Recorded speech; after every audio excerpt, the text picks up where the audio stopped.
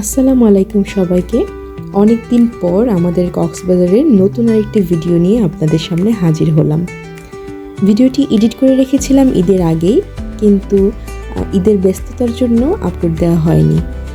তো আমরা এর আগের ভিডিওতে দেখিয়েছি যে আমরা নিসর্গ হোটেলে উঠেছি এবং আমাদের সময় খুব ভালো কাটছে। তো আমরা সুইমিং পুলে আমাদের সময় কাটানোর পর ভাবলাম যে আমরা মেরিন ড্রাইভে যাব। যেহেতু আমাদের সাডেন প্ল্যান ছিল, আমরা আগে থেকে কোনো কিছুই প্ল্যান করিনি, আমরা ওখানে গিয়েই প্ল্যান করেছি। আর আমাদের নিসর্গ হোটেলের খুব কাছেই এখানে বাইক ভাড়া পাওয়া যায়। কক্সবাজারের অনেক জায়গাতে এরকম বাইক ভাড়া পাওয়া যায়, তবে আমি আপনাদেরকে যে কারটা দেখালাম এখান থেকে আমরা খুব ভালো বাইক নিতে পেরেছি এবং খুব সুলভ মূল্যে আমরা বাইক পেয়েছি। তো প্রথম দিন হচ্ছে আমরা নীল বাইকটিতে যাই। তো এই নীল বাইকে যাওয়ার সময় যখন আমরা মেরিন ড্রাইভ ধরে যাচ্ছিলাম, আমার কাছে মনে হচ্ছিল যেন কোনো সিনেমার শুটিং হচ্ছে। জুয়েল ড্রাইভ করছে, আমি ওর পিছনে বসা ছিলাম। এক পাশে পাহাড়, এক পাশে সমুদ্র, অন্যরকম এক অনুভূতি হচ্ছে। প্রথম দিন আমরা 4 ঘন্টার জন্য বাইক ভাড়া নিই। 4 ঘন্টার জন্য বাইক ভাড়া নিতে আমাদেরকে খুব সম্ভবত 1000 টাকা দিতে হয়েছিল, কারণ ঘন্টায় 250 করে ছিল। তো কোথাও কোথাও আবার 200 করে রাখে, আবার কিছু বাইকের জন্য আবার কমও রাখে। তো আমাদের বাইকটির জন্য আমাদেরকে ঘন্টায় 250 করে দিতে হয়েছে, আর আমরা নিয়েছি 4 ঘন্টার জন্য। যেহেতু আমাদের ইচ্ছে ছিল আমরা ইনানি বিচ হয়ে পাটোয়ার টেক পর্যন্ত যাব। তো আমরা যখন রওনা হলাম তখন পরন্ত বিকেল। আমরা ভয় পাচ্ছিলাম যে রাতের আগে আমরা ফিরতে পারবো কিনা, কিন্তু আমাদের আশেপাশের যে দৃশ্যগুলো ছিল ওইগুলো দেখে সময় জ্ঞান ভুলে গিয়েছিলাম। আসুন আপনাদেরও আমাদের সাথে এই মেরিন ড্রাইভের সুন্দর পথটি ধরে লং ড্রাইভে নিয়ে যাই। এক পাশে সমুদ্র, আরেক পাশে পাহাড়, দেখতে দেখতে উপভোগ করুন আমাদের এই লং ড্রাইভ। বর্তমানে কক্সবাজার ভ্রমণের সবচেয়ে আকর্ষণীয় বিষয় হলো পৃথিবীর দীর্ঘতম মেরিন ড্রাইভ রোড। 80 কিলোমিটার দীর্ঘ এই রোড কক্সবাজারের কলাতলি থেকে শুরু হয়ে টেকনাফ পর্যন্ত বিস্তৃত। মেরিন ড্রাইভ রোডের একদিকে রয়েছে উত্তাল সমুদ্র সৈকত, আর অন্যদিকে রয়েছে সবুজে ঢাকা ছোট বড় পাহাড়।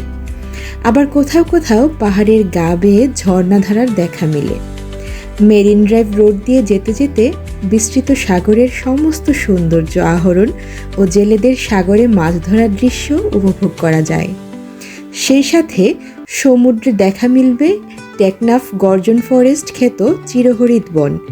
কক্সবাজারের থেকে খোলা জিপ, মাইক্রোবাস, সিএনজি, মোটরসাইকেল কিংবা অটোরিকশায় মেরিন ড্রাইভ রোড দিয়ে হিমছড়ি ও ইনানি সমুদ্র সৈকত যাওয়া যায়।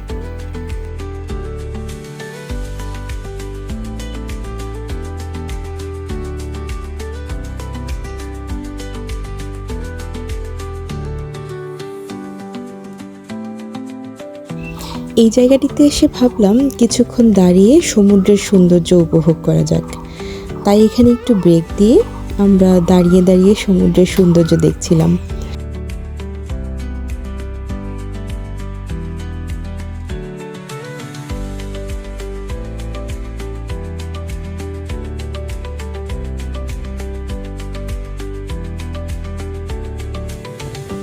যতক্ষণ পর্যন্ত শহরের কাছাকাছি ছিলাম ততক্ষণ পর্যন্ত মোটামুটি রাস্তায় জ্যাম থাকলেও শহর থেকে যত দূরে যাচ্ছিলাম কক্সবাজারের প্রাকৃতিক সৌন্দর্য তত বেশি ফুটে উঠছিল। মেরিন ড্রাইভ রোডের দুই পাশে অনেক রেস্তোরাঁ রয়েছে, সেখানে বসে একটু বিশ্রাম নিতে পারবেন। এই রোডে কোনো ভারী পরিবহন চলাচল করে না, শুধুমাত্র পর্যটকদের জন্য পর্যটন বাস, ছাদ খোলা জিপ গাড়ি, সিএনজি বা অটোরিকশা চলাচল করে। এতে পর্যটকেরা 1 থেকে 1.5 ঘন্টা যাতায়াতের সুবিধা পায়। মেরিন ড্রাইভ ভ্রমণ করার সময় পথে কয়েক জায়গায় বাংলাদেশ সেনাবাহিনীর চেকপোস্ট পড়বে। সেখানে বিনা সংকোচে নিজের প্রয়োজনীয় তথ্য দিয়ে তাদের সহযোগিতা করবেন। ঝামেলা এড়াতে নিজের জাতীয় পরিচয়পত্র বা ফটোকপি সাথে রাখবেন।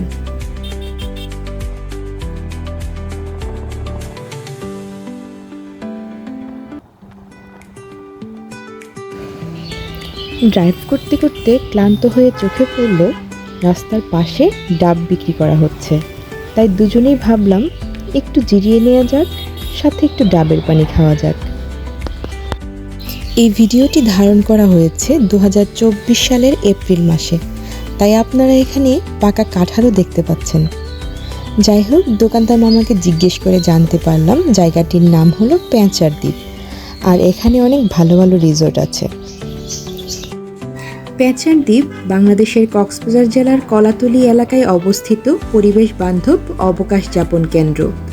কক্সবাজারের কলাতলী থেকে সিএনজি চালিত অটোরিকশায় বা মোটরসাইকেলে চেপে সোজা রেজু ব্রিজের কাছেই মারমেড ইকো রিসোর্ট। রাস্তার ওপর থেকে তাকালে গাছপালার আড়ালে চোখে পড়বে ছোট বড় অনেক কুটির। বড় রাস্তার ঢাল বেয়ে নিচে নামলেই কানে আসবে কলরব। তৃষ্ণা নিবারণ করে দুজন আবার বেরিয়ে পড়লাম অচেনা অজানা পথের উদ্দেশ্যে। এই জায়গাটিতে এসে মনে পড়ে গেল আমার প্রিয় এবং চিরচেনা চলতি নদীর কথা। জুয়েলকে বললাম এখানে একটু বাইক দাঁড় করাতে, আমি একটু এই জায়গাটি প্রাণ ভরে দেখতে চাই। অনেক দিন পর আমার মনে হচ্ছিল আমি যেন আমার বাড়ির কাছে চলে এসেছি।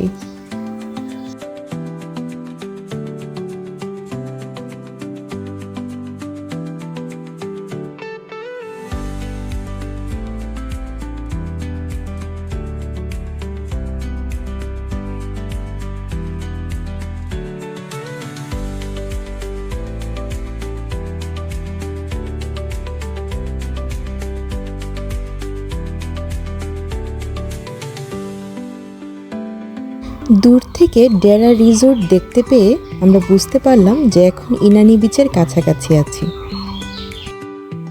কক্সবাজার থেকে 23 কিলোমিটার আর হিমছড়ি থেকে 14 কিলোমিটার দূরে ইনানি সমুদ্র সৈকত। ভাটার সময় ইনানি সমুদ্র সৈকতে সেন্ট মার্টিনের মতো প্রবাল পাথরের দেখা মিলে। এখানে কক্সবাজারের মতো সাগরে তো উত্তাল থাকে না, আর এই শান্ত সাগরই পর্যটকদের আরও বেশি বিমোহিত করে। সাধারণত বিকেলবেলায় ইনানি সমুদ্র ভ্রমণের জন্য আদর্শ সময়। বিকেলবেলায় পর্যটক তুলনামূলক কম থাকে, আর সাথে অপূর্ব সূর্যাস্ত দেখার সুযোগ হাতছাড়া করা পরবর্তীতে আপনার আফসোসের কারণ হতে পারে। ইনানি বিচ ভ্রমণ করার সময় কিছু জিনিস অবশ্যই মাথায় রাখবেন, যেমন অফ সিজনে গেলে বা ছুটির দিনগুলো পরিহার করে ভ্রমণে গেলে খরচ কম হবে। কম দামে হোটেলে থাকার জন্য বিচ থেকে দূরে লাবণী পয়েন্টের হোটেলগুলোতে থাকতে পারেন। যাতায়াত বা খাওয়া দাওয়ার জন্য সব কিছুতেই ভালো করে দরদাম করে নেবেন। চেষ্টা করুন বিকালের সময় ইনানি বিচে কাটানোর। হাতে সময় নিয়ে বের হন। মেরিন ড্রাইভ ও হিমছড়ি চাইলে কিছু সময় ব্যয় করতে পারেন। অনেকেই হয়তো জানেন এই সৈকতের আরও একটি নাম রয়েছে, যা হলো পাথুরে সৈকত। 20 শতকের একদম শেষ দিকে ধীরে ধীরে এটি পর্যটকদের নজরে আসতে শুরু করে। দর্শনার্থীদের বিনোদনের জন্য এখানে নানান ধরনের ব্যবস্থা রয়েছে। সেগুলোর মধ্যে একটি হচ্ছে বালুকাময় তীর ধরে ঘোড়ায় চড়া, সঙ্গে দক্ষ গাইড থাকাই নতুন বা অভিজ্ঞ যে কোনো রাইডারের জন্যই এই অভিজ্ঞতা বেশ উপভোগ্য হয়ে ওঠে। এর থেকে আনন্দটা আরও এক ধাপ বেড়ে যায় জেট স্কিইংয়ের সময়, কেননা এখানে যুক্ত হয় বঙ্গোপসাগরে ছুটে বেড়ানোর দুঃসাহস আর রোমাঞ্চের উত্তেজনা।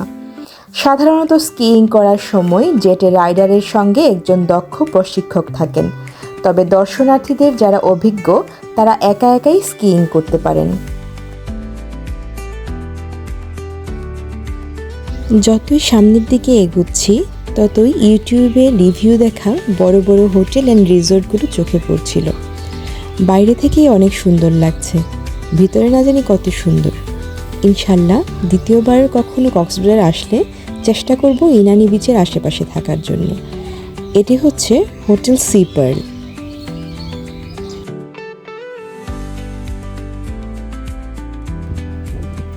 পরন্ত বিকেলে আমরা চলে আসি লাল কাঁকড়া বিচে।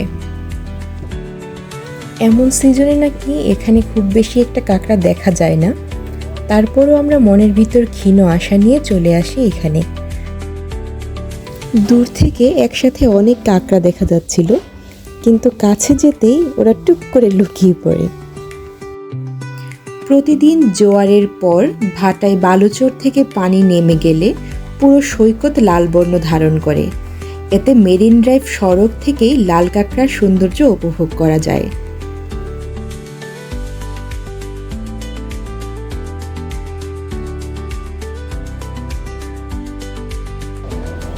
এই বিচে নিরিবিলিতে হাঁটতে দুজনেরই অনেক ভালো লাগছিল।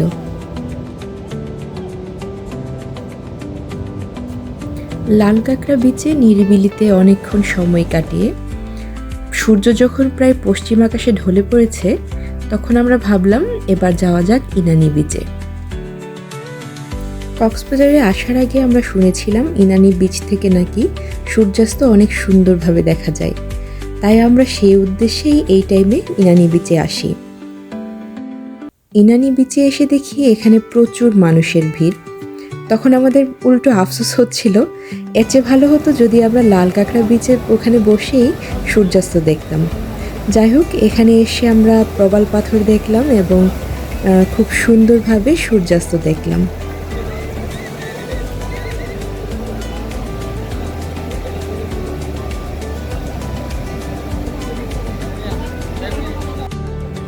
ইনানি বিচ থেকে আমরা হোটেলে ব্যাক করি, ওখানে ফ্রেশ হয়ে বেরিয়ে পড়ি কোথায় ভালো সামুদ্রিক মাছ পাওয়া যায় তা খোঁজার জন্য।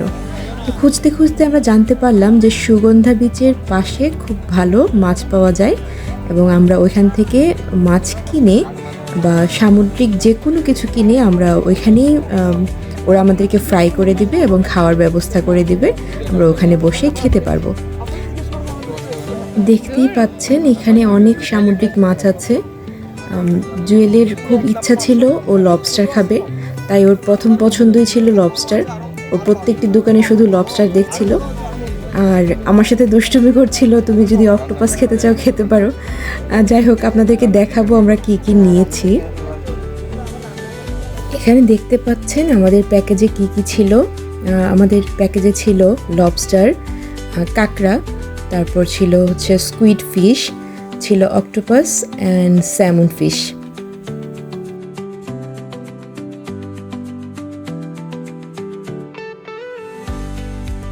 সামনের দোকান থেকে ওদেরই নিজস্ব রেস্টুরেন্টে পাঠিয়ে দেওয়া হয় আমাদের এই সামুদ্রিক মাছগুলো। এখানে আনার পর ওরা এগুলো কেটে পরিষ্কার করে তারপর আমাদের জন্য ফ্রাই করা শুরু করে। তো এখানে অনেক লম্বা সিরিয়াল ছিল, আমি আর জুয়েল অপেক্ষা করতে থাকি কখন আমাদের খাবারগুলো রেডি হবে। তো এই তো দেখতে পাচ্ছেন এভাবে প্লেটে সাজিয়ে আমাদেরকে এগুলো দেয়া হলো। আমরা আমাদের পরিমাণ মতো সস নিয়ে এবং ওদের এখান থেকে একটি ট্রে নিয়ে ওদেরকে পে করে আমরা চলে যাই সুগন্ধা বিচে। রাত 2টা পর্যন্ত আমরা ওখানেই বসে থাকি আর এভাবেই কক্সবাজারের প্রথম দিনটি আমরা পার করে ফেলি।